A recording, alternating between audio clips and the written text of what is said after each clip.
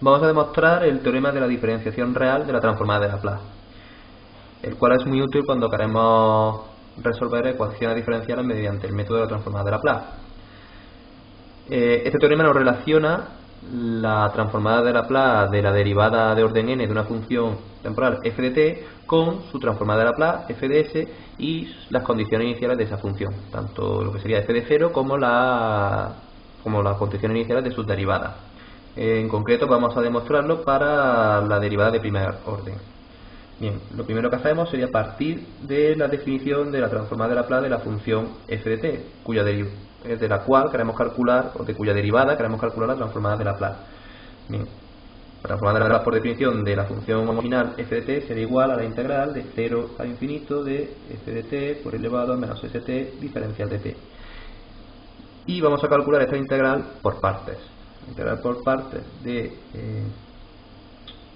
u diferencial de v es igual a u por v menos la integral de v diferencial de u. Hay que determinar v diferencial de u diferencial de v.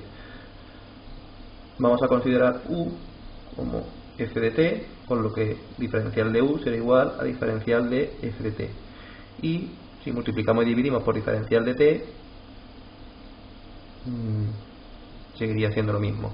Y además, para nuestra demostración vamos a tratar a esto como un bloque. De hecho, esto sería la derivada con respecto al tiempo de f de t, o sea, la primera derivada de la función f de t. Bien, si u es f de t, diferencial de v es igual a la elevada a menos st diferencial de t. La integral de esto sería v, que es igual a elevada a menos st partido de menos s. Sustituimos y se nos quedaría u por v, f de t por elevado a menos st partido de menos s, esto en el intervalo definido para 0 e infinito, menos la integral de 0 a infinito de elevado a menos st partido de menos s. El menos de menos s con este menos se nos convierte en un más, y diferencial de u, que es igual a la derivada de f de t por diferencial de t. Bien, sustituimos aquí en los límites, por lo cual se nos quedaría f de infinito por elevado a menos s infinito partido de menos s menos f de 0, esta exponencial es igual a 1 cuando t igual a 0, partido de menos s, el menos con este menos se nos convierte en más,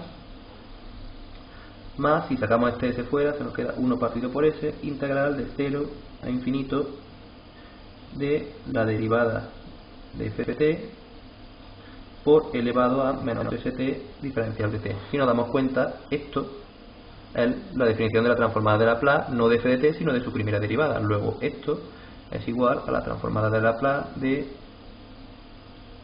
la derivada de f de t. Bien, falta este límite de aquí. Este límite es igual a 0. ¿Por qué? Hay que tener en cuenta que f de infinito no lo conocemos. Puede ser 0, puede ser 5, menos 1, o puede ser infinito. Si f de infinito es igual a infinito, este valor tiende a 0, nos quedaría una indeterminación. Pero para que exista la transformada de Laplace se debe cumplir una condición, y es que la función f de t tiene que ser de orden exponencial. Eso, dicho matemáticamente, significa que debe de existir un valor real sigma positivo para que el límite cuando t tiende a infinito de elevado a menos sigma por t por el valor absoluto de f de t es igual a 0. Y eso es justamente lo que tenemos aquí. Luego esto es 0.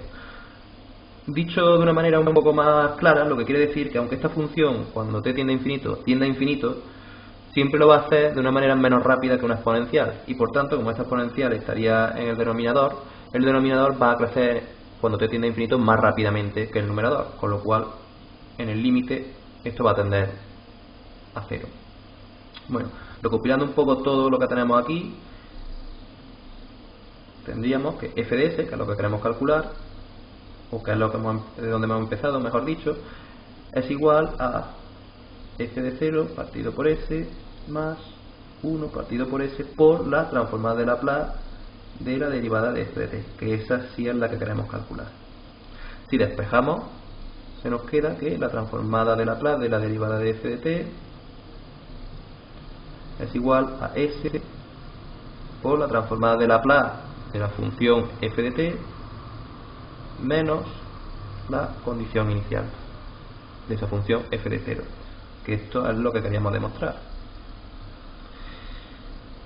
Para calcular la transformada de Laplace de la segunda derivada de f de t, podríamos concatenar con la anterior, o sea, lo único que habría que hacer es aplicar esta misma función, solo que aquí, en vez de tener f de t como la primera función, esta función sería la transformada de Laplace de la primera derivada. O sea, esto sería igual a s por la transformada de Laplace de la primera derivada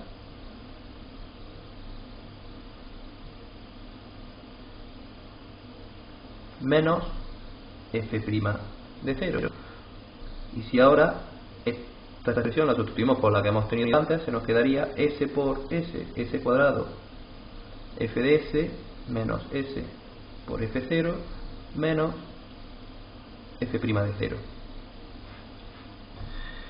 Si queremos calcular la tercera derivada, procederíamos de la misma manera, sustituyendo en la segunda derivada en esta expresión. La cuarta derivada, y así concatenando, al final se obtendría la expresión general que nos relaciona la transformada de Laplace de la derivada de orden n de f de t con la transformada de Laplace de f de t y sus condiciones iniciales. En algunas ocasiones es normal encontrarse la transformada de Laplace de la derivada por límites, puesto de esta forma. La derivada de Laplace, por ejemplo, de f de t, de la primera derivada de t, que es igual a s f de s menos f de 0 más. O la negativa, L menos la derivada de f de t diferencial de t igual a s f de la transformada de Laplace de f de t menos el valor de esa función no en 0 sino en 0 por la izquierda, y en este caso con el más por el 0 por la derecha. ¿Por qué? Porque hay funciones que presentan discontinuidades ya sea de la función f de t o de alguna de sus derivadas en t igual a 0. Por ejemplo, la función escalón no es lo mismo la condición inicial cuando tendemos por la derecha, que sería en este caso f de 0 más, que cuando tendemos por la izquierda, que sería este 0 menos. En el caso, por ejemplo, de la derivada, si tenemos la función seno, que sería de este tipo, continua en 0, o sea, para f de 0 es 0, pero sin embargo sus derivadas no es lo mismo la derivada por la izquierda que la derivada por la derecha.